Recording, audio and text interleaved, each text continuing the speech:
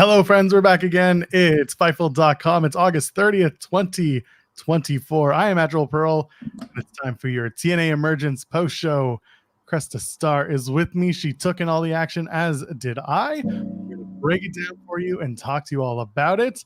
Right off the bat, you know what? Let's change up the format, shall we? Leave a thumbs up on the video. Let's get you right off the bat. If you haven't already, subscribe to us here at youtube.com/Fightful. It's the best thing you can do, and the best $5 in the business that you can give is over on FightfulSelect.com. Okay, all right. Cresta Starr is here. How are you doing?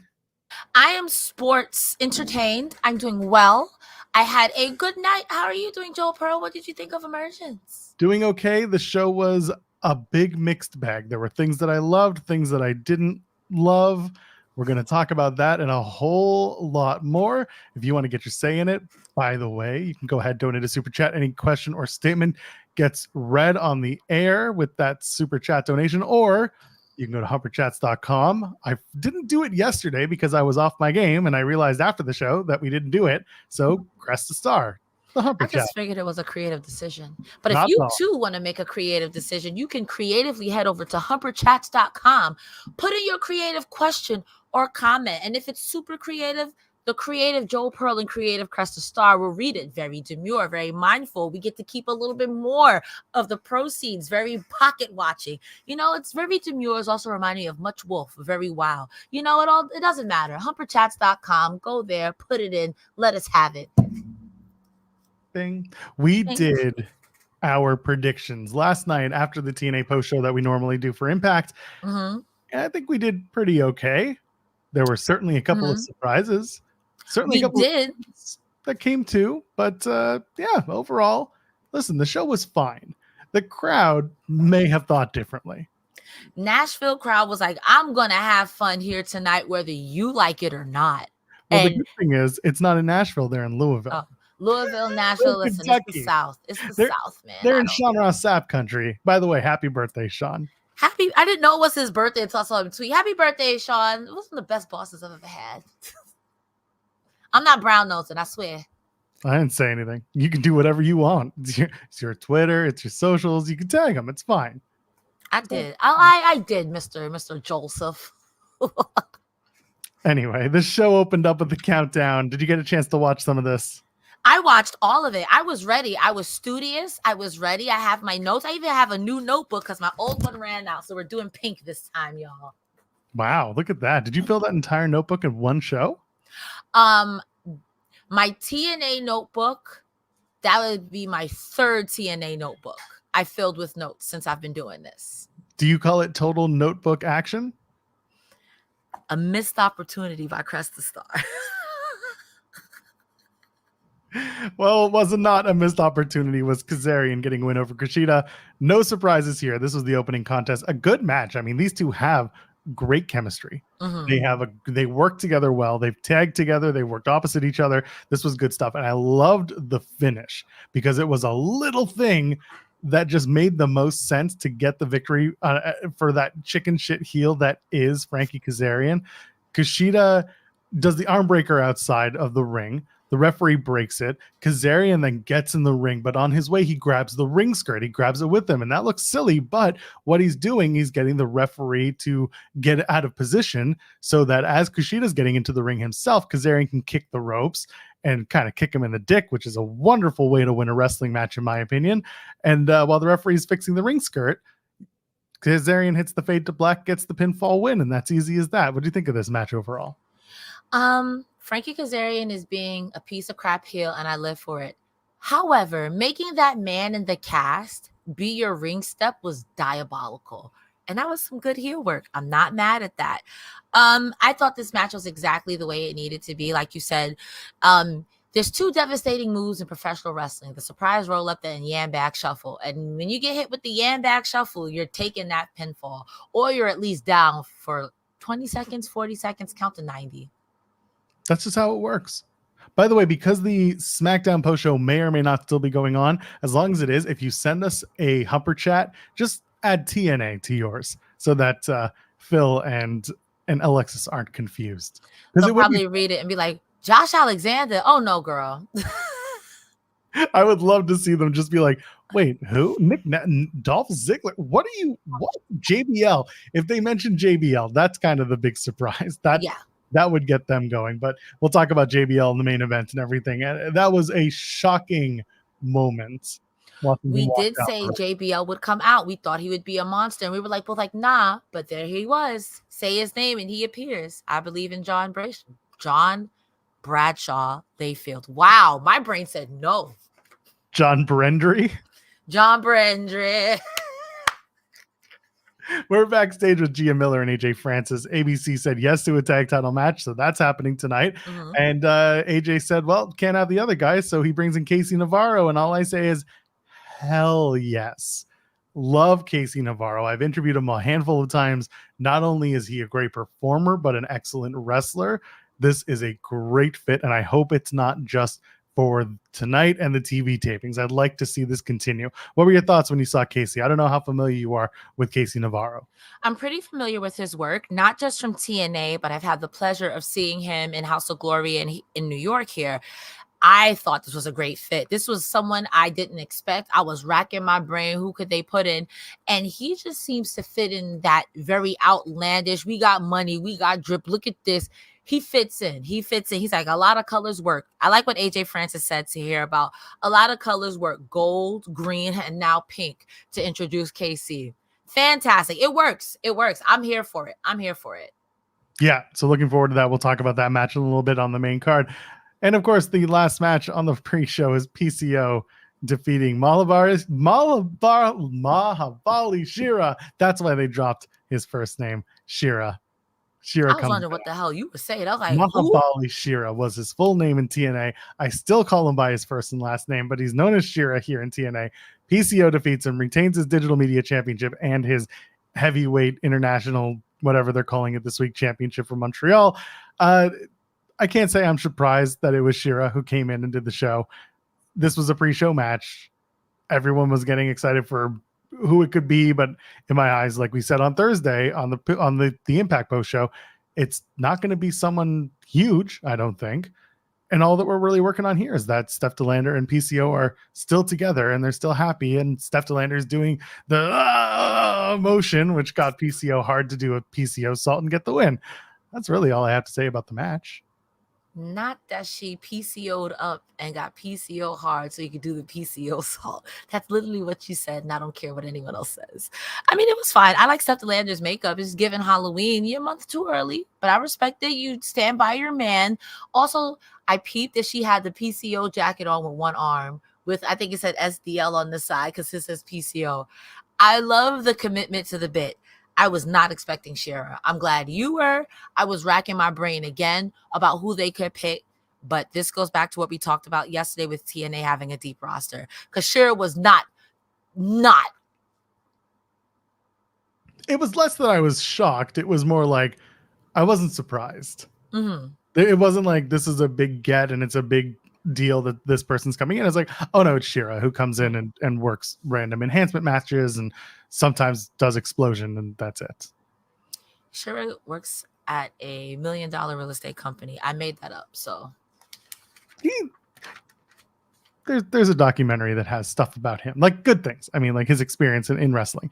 And they're also in OVW territory where Shara does do quite a lot of work. I like to spread disinformation, but fun disinformation. So if he's a real estate agent, how is that harmful? Well, he delivers other things, just not houses. On the main card, we open up with Ultimate X. This was your shocker of the night. And this basically, remember how I told you last night, TNA does that one thing with every single show where they only do one title change? Well, when they did this one, I was like, well, looks like we're going to keep our heavyweight champion the way that it is. Zachary Wentz captures the TNA X Division Championship, defeats Speedball Mike Bailey, Laredo Kid, Jason Hotch, Hammerstone, and NXT's Riley Osborne in a very good Ultimate X match. It was the 52nd one in the existence of TNA. You like to spread disinformation, so do I. The last 50 have been in the last 18 months in TNA.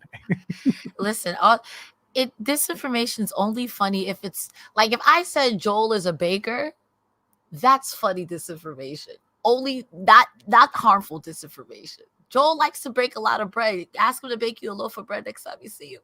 Not good at it, so good luck with that. This match was exactly what Ultimate X does.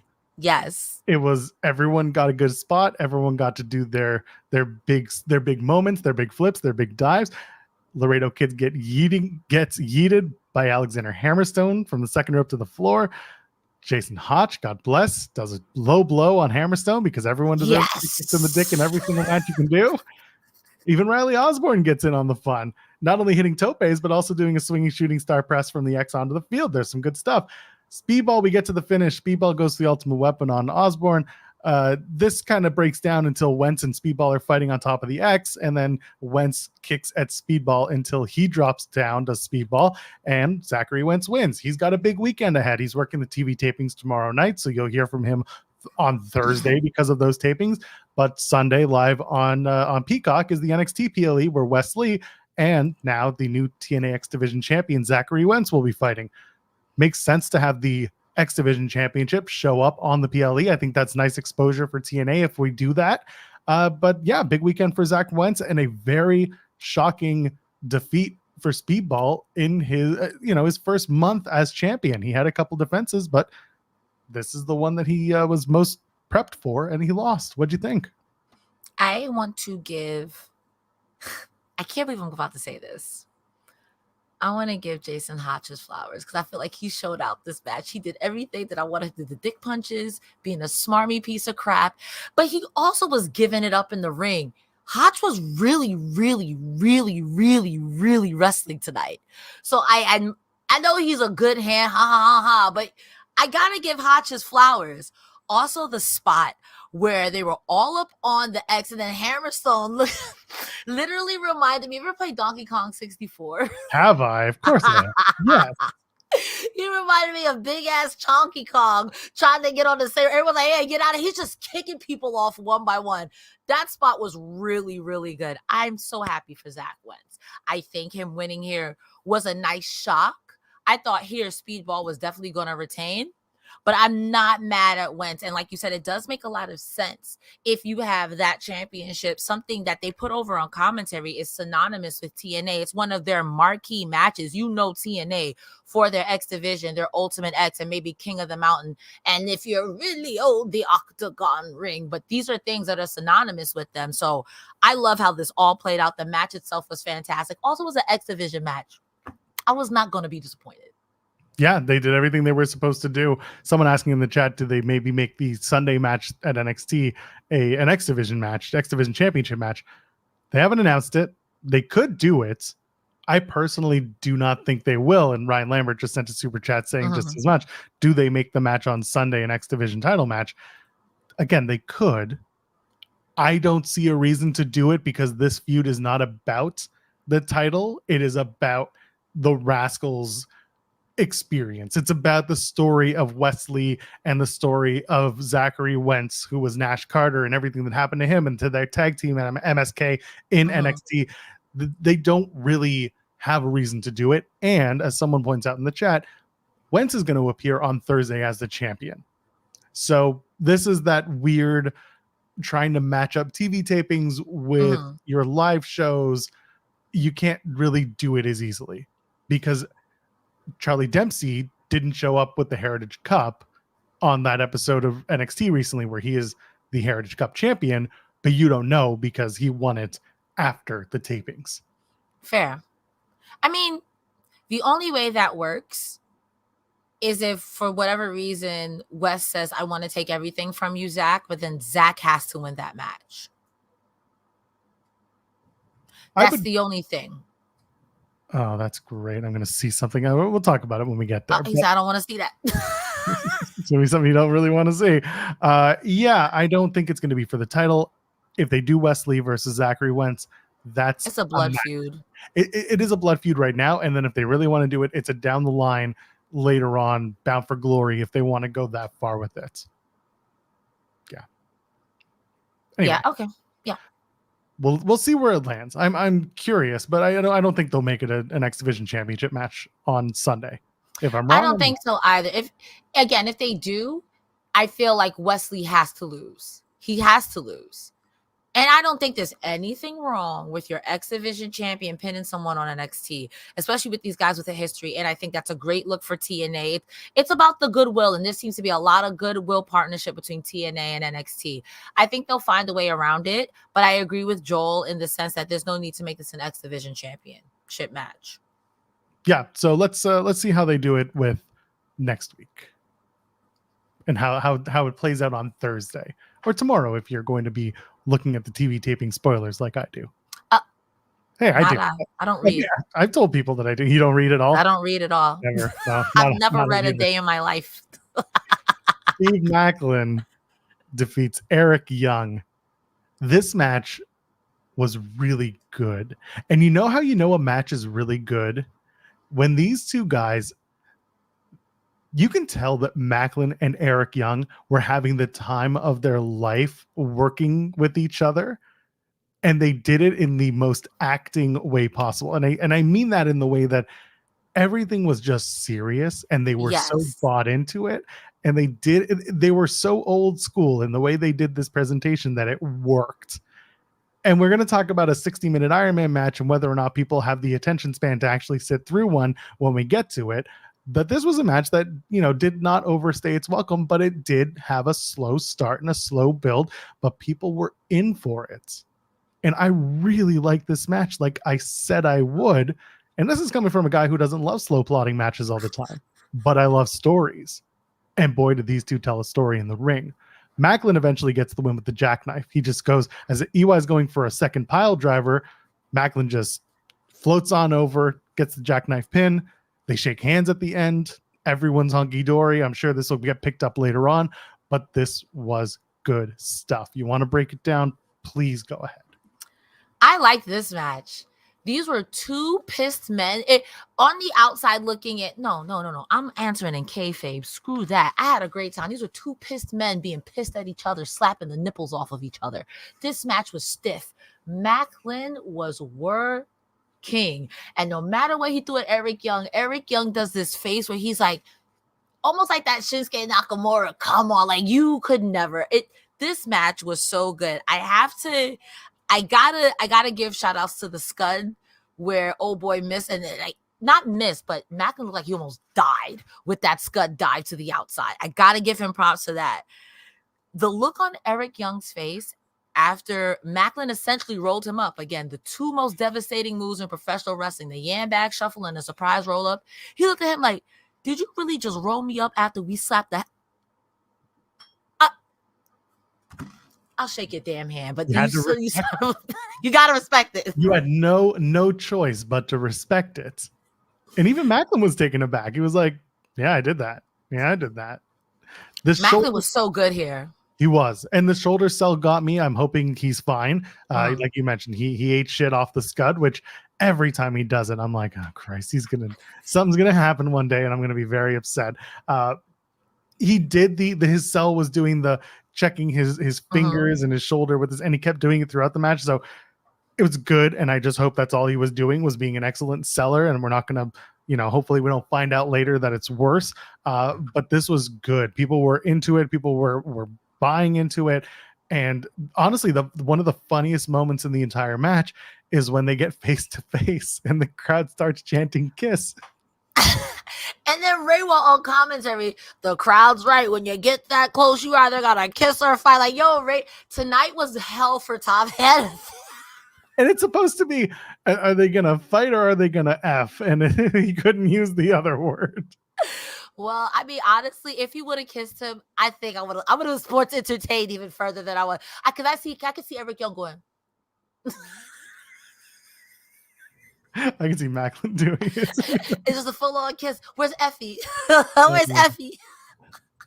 Go out of your way to watch this match. This match it's just really solid wrestling, and it's going to mean something down the line. Yeah, someone in the chat right saying I'm all for more guys kissing and wrestling. I hear that from you often, and this was the match for you. This was a good match. Go and see it. No hug at the end. Maclin did not hug EY like he did Santana, but this was a good match. Go watch it. It was. Jordynne Grace and Spitfire defeat Mashala Ash by Elegance. This match was It was cut short. So just we'll get another super chat from Ryan saying, let's break up the system. Also, I hope Alisha is okay. So the second part is really what we're focused on right now. During the match, actually towards the very, very beginning, Jody Threat does a flip dive and Lish Edwards kind of throws her head back in the cell, and I guess she knocks herself out. Dani Luna follows up, and the dive is only on Masha, Slamovich, and Ash by Elegance. And then Jordynne Grace does the tease, and she turns it into a comedy spot, which I thought, by the way, this very smart of Jordynne. She knew what she was doing. She slowed it down. She got out of the ring, off the apron, and they went to go pick up Lish, and then they realized, no, she's out. Medical came to check on her. Medical did end up carrying her to the back. So Alisha Edwards was taken out of the match. She appears to be okay. Shona Sapp had reported that she's shaken up, but seems to be okay, which is good. I know TNA is going to update via their socials as to how she is and what's going to happen next. They haven't yet, but we'll keep an eye on that. But so far from what Sean had reported, she's okay. Hopefully it's nothing. I hope that it's not even as bad as getting your bell rung. We all just hope she's okay. This match did have to change as a result. Jody Threat gets the win, pinning Ash by Elegance after the pop shove it. Feels like it was supposed to be Jody pinning Alisha Edwards, which is what you and I had talked about on the Thursday show. But instead, Ash misses the rarefied air, pop shove it. Jody gets the win. There's not much else to talk about in this match because things changed so drastically due to Alisha Edwards being taken out. It just felt like they kind of mishmashed it. So I don't know if you want to add anything to this. Oh, I do. First, I hope Alisha is okay, because that was gnarly and I felt so bad for her. But secondly, if I'm going to be up here and I talk crap, I'm also going to give people their flowers. I got to give Ash by Elegance her flowers this match.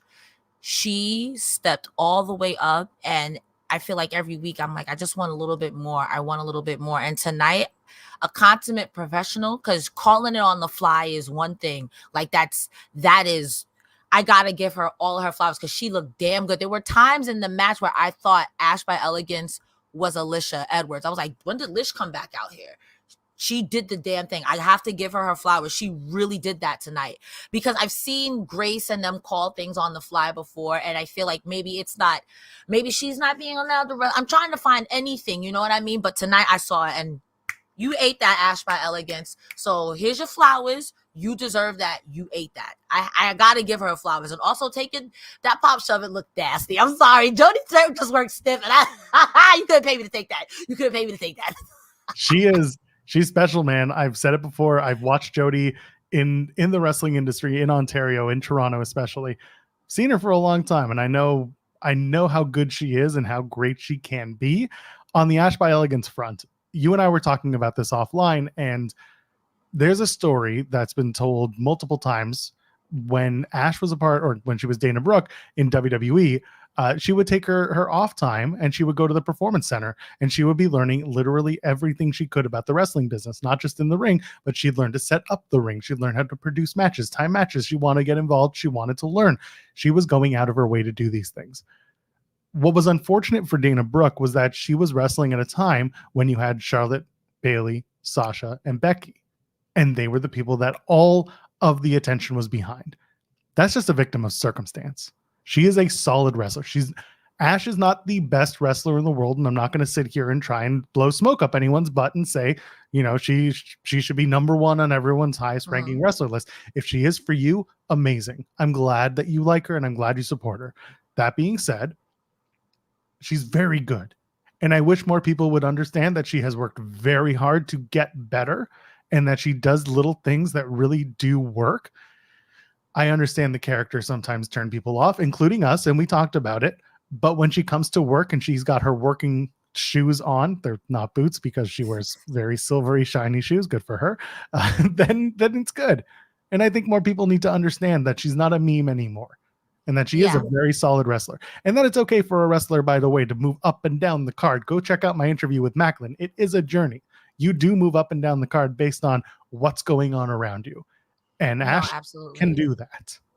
I will also say, to piggyback off of what Joel said, because I said this offline too, and the same problem she had in WWE is the same problem she now has in TNA, because you can be great, but there's still a Jordynne Grace, a Masha Slamovich, a Giselle Shaw.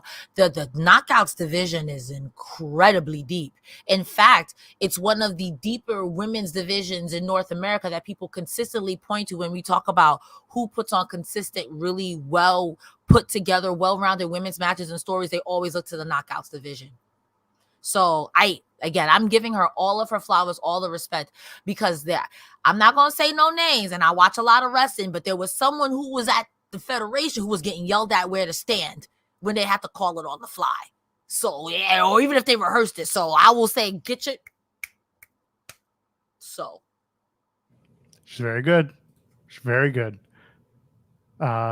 We'll see what they do with it next. I'm looking. They're doing the injury update, so if somebody wants to tell me what it is, they did one on PCO and they did one on Alisha Edwards. I think they said PCO has some sort of head injury, which is pretty par for the course. That's for PCO. crazy because he's a zombie. So how?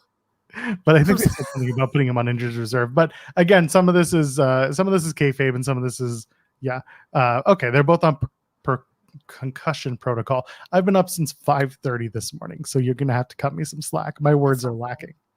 I love you. It's fine, Joel. I never know how to speak. I don't read or speak, so I've never watched wrestling either, so it's fine. It's all how it works. Tag titles on the line. Ace of Base defeat First Class. No surprise here, but this match was very solid. Again, a big showcase for Casey Navarro. I'm telling you, he's up next. He's another guy who is just, we talk about Santana. He's up next, but Casey's a guy who I don't understand how he hasn't been snapped up by one of the companies yet. He's there. Yeah. He plays cocky heel perfectly. Like you mentioned earlier, this is a great fit for him. Meanwhile, the crowd is chanting, "You can't wrestle at AJ Francis." And I'm like, come on, man. We've gotten past this. Towards the finish, Quadzilla, Ace Austin, finally hits AJ with the fireman's carry drop. Ace hits the fold. Casey gets a tornado DDT on Ace, but then Bay rolls up Casey for the win. Happily, AJ Francis did not turn on Casey and make this a one-night affair, but this match was solid. It was good stuff. Ace of Bays, they retained the tag titles. Give me your thoughts. So the crowd tonight, from this moment on, the crowd said, "I'm having fun. I don't care what's happening." Chanting, "You can't wrestle," and then people later chanting, "Yes, you can." Diabolical. But also, I think AJ was playing into this because to me, he was playing like a lumbering heel at some point to let Casey shine, which I respected. Maybe I'm looking too much into it, but that's what I perceived. You were being a tad more silly than normal to let Casey really shine because the Tranquilo took me out. That was fantastic. Quadzilla picking up AJ Francis. I was like, boy, you better put him down. And when he fell the first time, I was like, okay, that's not it. But he said, no, I'm going back for seconds. I'm still hungry. I'm picking up AJ Francis. That took me out because whether you like AJ Francis or not, that's a large LORGE. That's a large man. And Ace Austin is large wide-wise, but he's not large AJ Francis-wise. And oof. That visual was gnarly. So I'm not mad. Also, poor AJ Francis getting the visual pin for 20 seconds. And the ref is like, what are you doing? You're not even the legal guy. Get out. I thought he was being a little bit silly. I wasn't mad. It's very I'm a fairly big dude. I'm 6 feet. I'm thick. Like you can tell, like I'm broad. AJ Francis is taller than me and he is thicker than me. And I've sat next to him and I felt dwarfed. And that is just a proof of how big he is. He's not super giant, but like he's a very, very large boy. It's very good. I've seen AJ Francis in real life. He's a large. And I'm taller than a lot of wrestlers. Like I am, and I'm not making fun of anybody. It's just I am taller than a lot of wrestlers. You see him in the interviews that I do. There are a few that are actually taller than me. Effie's one of them right off the top of my head. But one of the only people that I've actually had to raise the microphone to would AJ Francis. Not Joe Pearl, like, can I get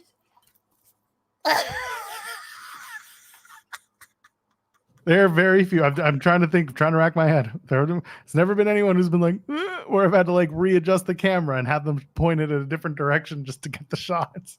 For what it's worth, I'm taller than quite a few people too, and I'm 5'7". That's a lie. I'm actually 6'7". Disinformation. Are you sure? Final answer.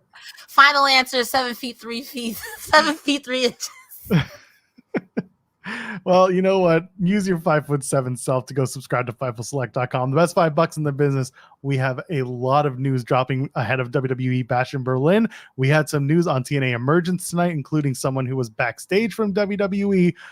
I mean, listen, it's one of the wrestlers. It's one of their girlfriends / wives. She's on the main roster. But who knows? Tomorrow night, Jordynne Grace does have an open challenge, and maybe that person's going to be sticking around. Who knows? Regardless, plenty of information and news on WBD and AEW and their relationship. Plenty of news on the Swerve Strickland contract. He's got a new one with AEW, and there's some reaction and a lot to talk about. The best $5 in the business. The news from the source. Go get it for $5 a month over at FightfulSelect.com. If you haven't yet, I don't know what to tell you. The aggregators, some of them are great, but there are a lot of ones that are not. So get it right. Get it first. Go to FightfulSelect.com. Why settle for the imitation? Get real crab. I'm fine with imitation crab. Like if it's on my sushi, it's fine. You know, don't care. Fake crab's okay. But you can get the real stuff. And if you get the real stuff, sometimes it just tastes better. And we give it to you at a very affordable price. How's that? King crab for $5. I have... Don't pay $5 a king crab. Can I tell my king crab story on the air? Have we told this story before?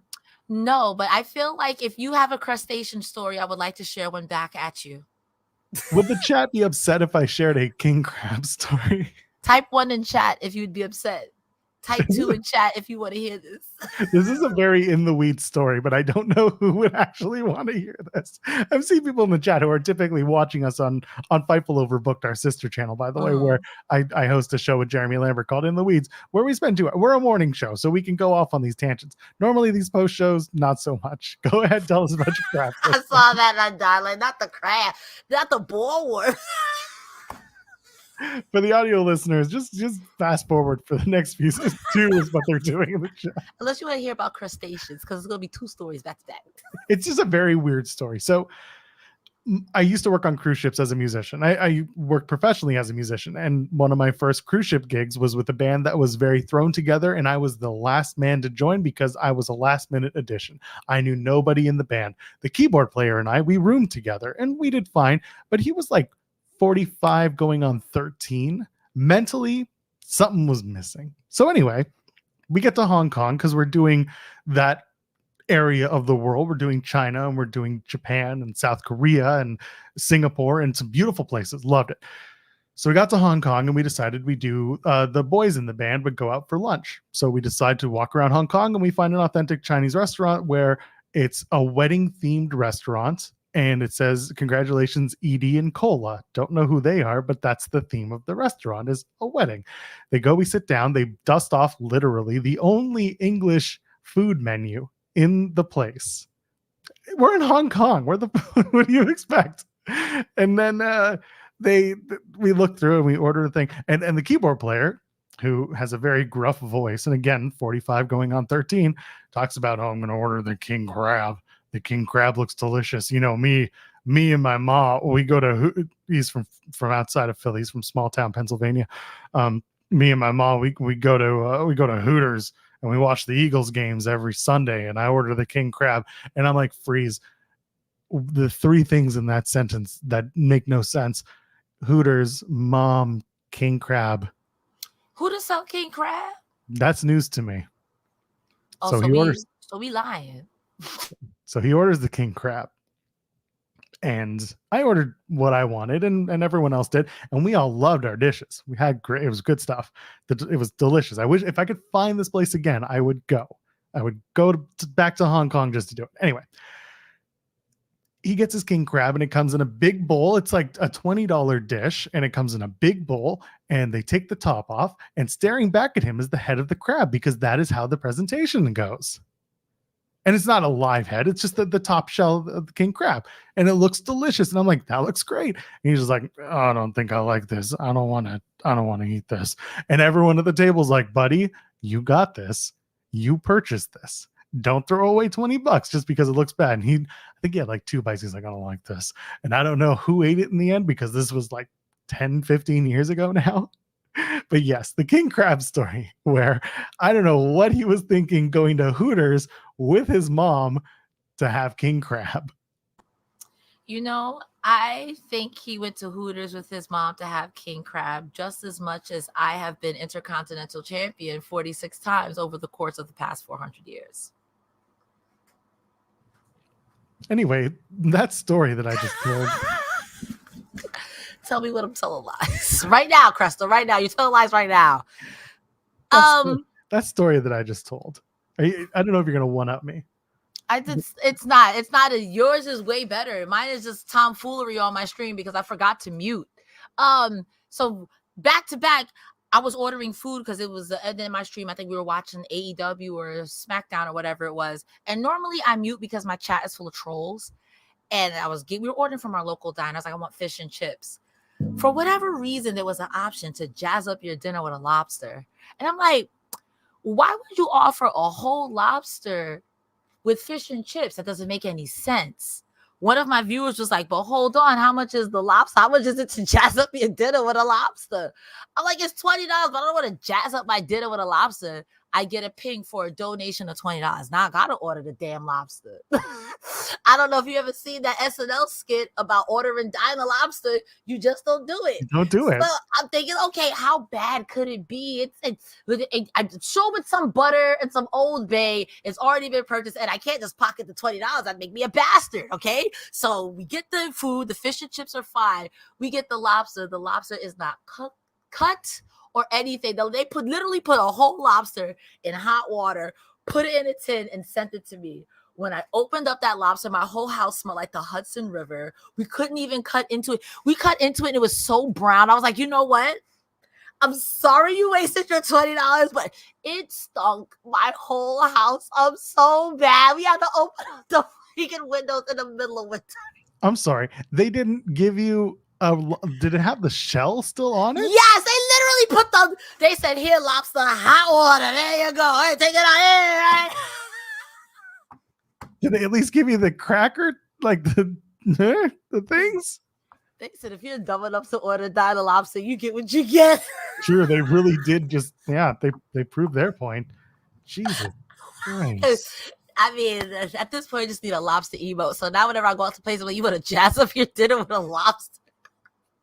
Oh my God, that hurts.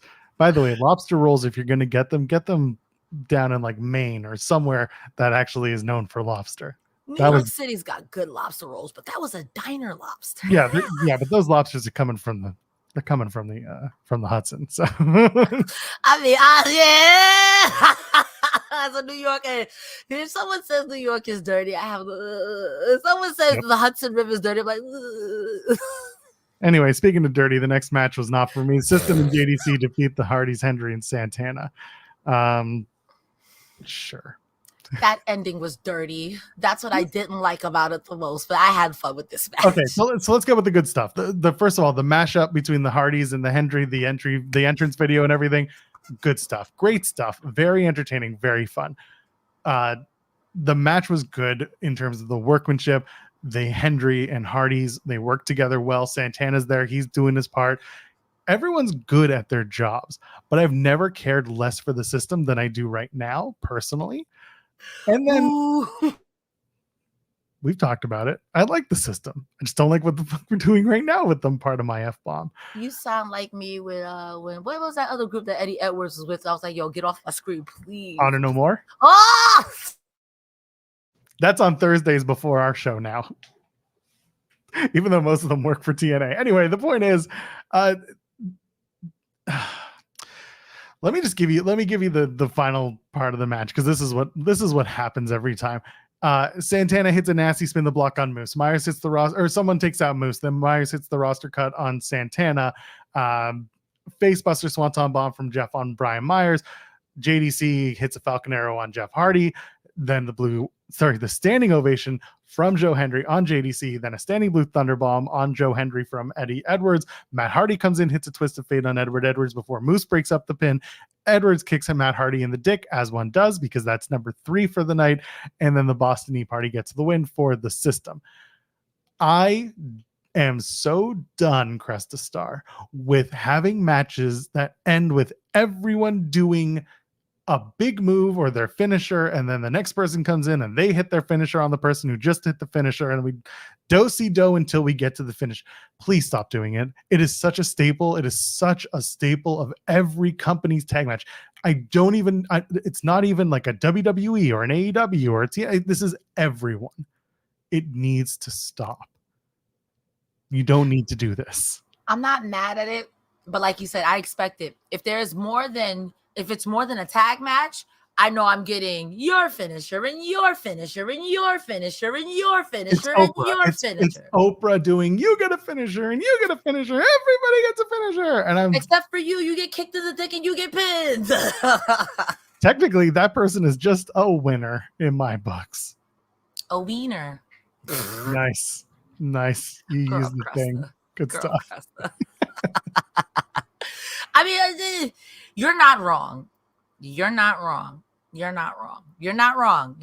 This match, I was sports entertained because I am thoroughly in love with Joe Hendry, and also Santana beating up Eddie Edwards, keeping the New York City Boston beef alive. You love to see it, baby. To me, the match was fine. I was sold from the Matt Hardy, Jeff Hardy, Joe Hendry mashup. I believe in Jeff Hardy. Then people call him Brother Joseph. He looked like, and I tweeted this, he looked like Fred from Scooby-Doo hanging out with the goth kids. Because even Santana looked like he fitted with the goth kids. I lived. I thought this match was great. I did not agree with the results. Glad that the system is not wearing America USA colors anymore. They got that shirt, but whatever, it is merch, whatever. But the system could have lost here. I feel the system. And why are we still pinning the Hardys? Yes, I know they're almost as old as I am, but why are we pinning the Hardys? The system. JDC could have took that pin. Edge's bitch could have took that pin. Eddie Edwards could have took that. Even Moose. I understand you want to keep Moose strong. I don't understand why they had to lose. Yeah, in a few minutes we'll talk about why Moose has to be kept strong for this match. Because in the main event for the TNA World Championship, it's an Iron Man match, 60 minutes. Nick Nemeth defeats Josh Alexander. They do the thing again that a lot of Iron Man matches do, where you get to the end and that's when the finish hits, and that's we're tied up until we get the most drama going. This match was good. This was fine. It's very hard to do a 60-minute Iron Man match where the crowd and the people at home are invested for the entire time, and it took them until about 30 minutes until they started really to ramp things up. And because of that, the crowd started to go into business for themselves. Oh, did they ever? And the crowd started doing every other wrestler's chant. They did everything from Enzo Amore. They did Yeet. They did the LA Knight chant. They did the I believe in Nick Nemeth. I believe in Nick Nemeth. They did so many chance to get themselves over. It was cute, but also it was like, this is supposed to be super serious world title match, and it's an Iron Man match, and blah blah blah.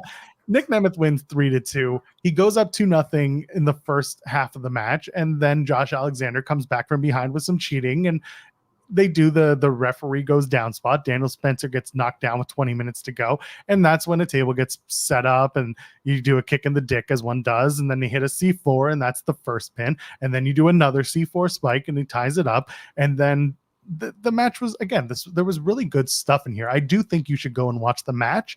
It's a long match. You have to be wanting to watch a 60-minute Iron Man match to get through it. And then at the end, they're both trading each other's finishers. Alexander does the knick-knack, which I'm going to call the Josh Nosh, and that is a near fall.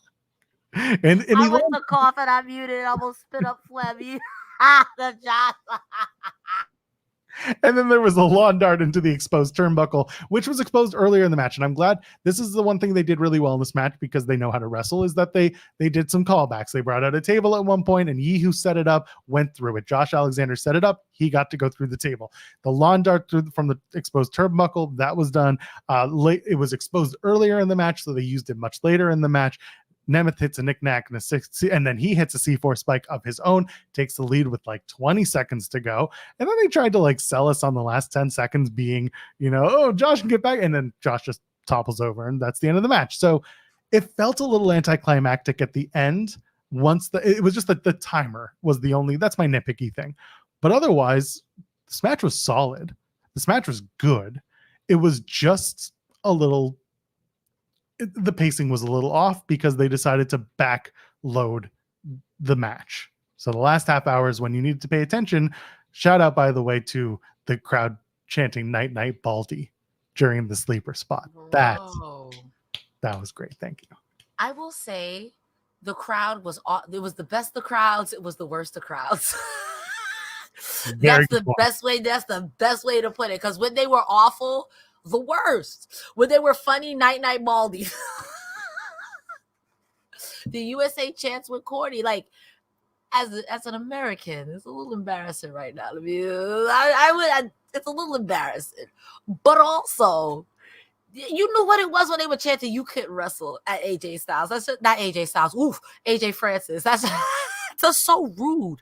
I too did not write anything for 30 minutes. My back was hurting. I felt the scoliosis. So I was doing yoga stretches, but I'm not for nothing. Any match that says I've got an hour, I know for at least 20 minutes, unless you guys dead hate each other, there's nothing going to happen.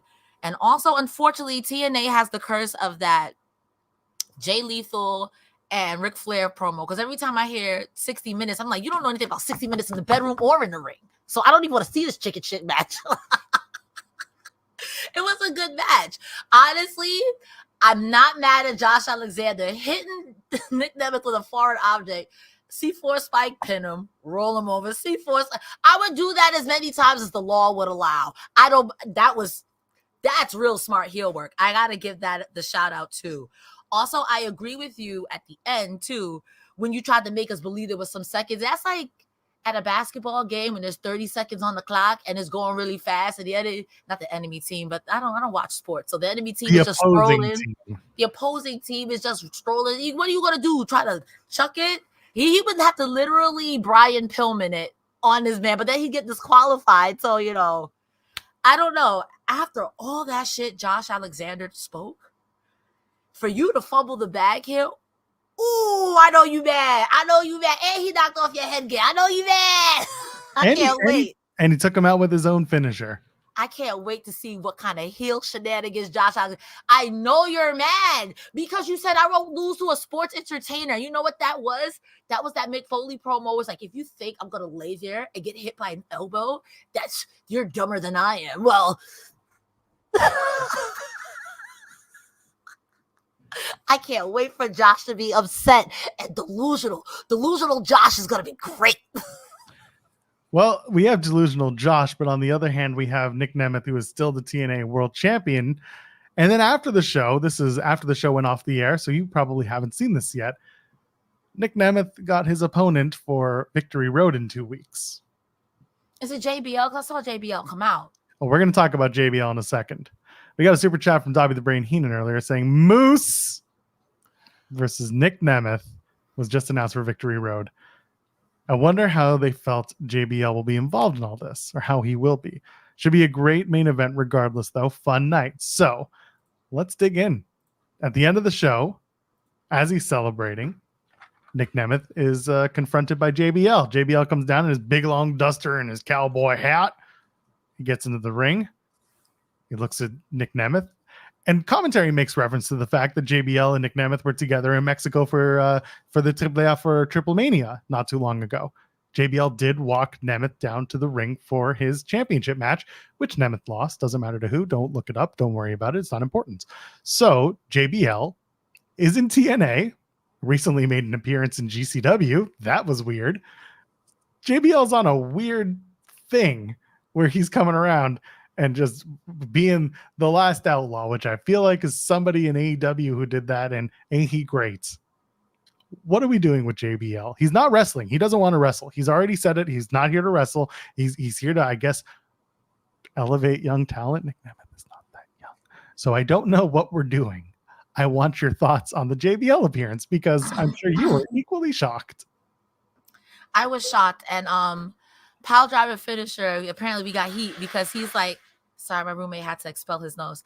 But Pile Driver's like, Cresta, you saw all that smack. You said you're going to time me out yesterday. I thought, and that's where the sentence stops. I thought and I thought incorrectly. JBL being there, I was confused, sports confused, but also why he look like Walker Texas Ranger, just buff and older. I don't know. That's just me. Maybe it's the duster and the hat, but I don't know. He say he's not there to wrestle. Okay. But then I don't know. I don't want to put any high hopes into it because right now, if I'm being completely honest with you, TNA has starting and dropping a lot of storylines, looking at you, KUSHIDA and Jonathan Gresham, and dragging things out that shouldn't be dragged out. Looking at you, system. Or they got to pivot. So I don't know. First class, but that's not what happened. Nick Nemeth. So we got the WWE. I have no idea. I don't think, baby. Thinking is ghetto. I don't think. If JBL joins the system, I'm going to quit. I mean, it would. If JBL joined the system, that would be par for the course because that makes a lot of sense. You would need a new co-host. Will Chisholm sent a super chat saying JBL popping himself with a half independent run kind of pops me. I get it, man. I get it. He saw Frankie Kazarian being an uncle. He's like, me too. So I'm going to bring this up on the screen because this is actually really funny. JBL about to, quote, make wrestling great again. I don't know if you don't. So I'm just going to say this here. God, I can't believe this. Talk about this guy. Bruce Pritchard came back to Impact once upon a time when Bruce Pritchard wasn't working for WWE and he was getting really popular by doing his podcast, Something to Wrestle. Mm-hmm. This was while he was doing the telling stories about his time in WWE before he was hired back in 2019 and yada, yada, yada. It was 2018. Anyway, during that time, Bruce was brought in to work with Impact while Impact was kind of undergoing their changes and trying to figure things out. And Jeff Jarrett was involved and so was Bruce. And I'll never forget, Bruce started calling Impact, his battle cry was like, Miga, make Impact great again. I don't think that was Bruce Pritchard trying to, that was his battle cry. And this was at the time when someone else was saying something else that was close to Miga, but it was much more, that's like you say, I don't think that it was much more detrimental to a country. But regardless of that, that's what if JBL comes in and he wants to do something like that, I don't want that, and I would like to not have to think about this. Yeah, I'm gonna say it for Joel. Miga is too close to. Oh, they knew. It's just a little, it's a little. They knew. And not for nothing, JBL. There was a time I remember there was a character you used to play that was a little bit like. Dum. Y'all can look this up, by the way. I know y'all aren't going to be like you're lying, but like you can look this up. If you look up Miga Bruce Pritchard, don't put a T in his name, but put a T in his back. That was his gimmick back in the day. It's there. Yeah, I'm gonna go ahead and say I would rather him be an outlaw or do something like I don't know, but Miga ain't it. That's who. I don't think they're going to do anything like that. I just think that it's, I'm just saying if JBL comes in and that's kind of the portrayal of the character that he has, not into it. This maybe will be JBL coming in for the TV tapings for the next 2 weeks. There's only one. There's a TV taping tomorrow night. That's going to cover 2 weeks, and then we're at Victory Road. I don't necessarily think JBL will be at Victory Road. I could be wrong. I assume if he is, then they're just playing off whatever this story is with Nemeth, because he came down, said something to Nick Nemeth. Again, he accompanied Nick Nemeth down to the ring at Triple Mania, and they made reference to it on commentary. I hope that if they're going to do the AAA crossover, it's not going to be going back to Nick Nemeth's opponent from Triple Mania. Again, don't look it up. It's not important. But I'm hoping they're not going that way, and that they're more just bringing out the fact that JBL and Nemeth have a history together. I hope that's all it is. I don't even know where this could go. Because JBL out here doing independent things. He's not under a WWE contract. Nemeth, this has nothing to do with anything. I don't even know if he would manage him. Nemeth don't need someone to talk for him. You know what I mean? And if you're not here to wrestle, Oh, crap. Dobby the Brain Heenan reminded us that Victory Road's in Texas. Ugh. Yeehaw! This Yeehaw. ain't Texas. Doesn't So he we got lives in... JBL. He doesn't even live in... Anyway, it's in San Antonio. Does he... I used to live in Texas many moons ago. I don't think he still lives there, though. Pretty sure he lives in, like... I don't remember where. It's not important. I'm done. Anyway, so that's Emergence. This was a show that definitely existed, and we're going to be back. Well, we're here every Thursday, but we'll be back doing another one of these when Victory Road happens. That's Friday, September 13th. So that's in 2 weeks. We are going to be here to talk about that show. But until then, Cresta, what you got going on? All I got is tears and wrestling and jabroniism. So tomorrow, if you want more jabroniism from your girl, Cresta Starr, I'll be live with Rick. We're going to be doing Collision, baby. We're going to be watching that. And then on Sunday, I will be live for Bash in Berlin. I'm going to stream live myself on Cresta Starr, twitch.tv or TikTok. And Wednesdays, you know the deal, same place. I'm live every Thursday here on Fightful with your boy, Joe Pearl, the guy next to me this way. We just happen to do, I almost said Survivor Series. My brain is turning off. Emergence tonight. You can follow me anywhere on social media, Cresta Starr, CRESTASTARR, except for Twitter, X. It's Cresta the Star, like Megan the Stallion. Joe Pearl, where can the people find you? Well, they finally started posting matches for Collision tomorrow night, so have fun looking at those, because that took a while. Anyway, not important. We're here every Thursday, and we talk about TNA. And then whenever there's a special or a pay-per-view, we're here to talk about that too. If you want more of me, first of all, what's wrong with you? Second of all, you can go to Fightful Overbooked and you can check out myself and Jeremy Lambert. We go in the weeds every Monday, Wednesday, and Friday. This coming Monday, because it's the first Monday of the month, we're going to be live on this channel, youtube.com/Fightful, because we do our monthly Monday takeover every first Monday of the month at 10 a.m. Eastern. We'll probably be talking about this show, Bash in Berlin. We'll talk about the New Japan card from tonight, Capital Collision, and of course, NXT No Mercy. We'll have plenty to go over. And until then, I am at Joel Pearl, JOELPEARL. Leave a thumbs up on the way out. But ladies and gentlemen, friends beyond the binary, we'll see you in the next one. Cheers.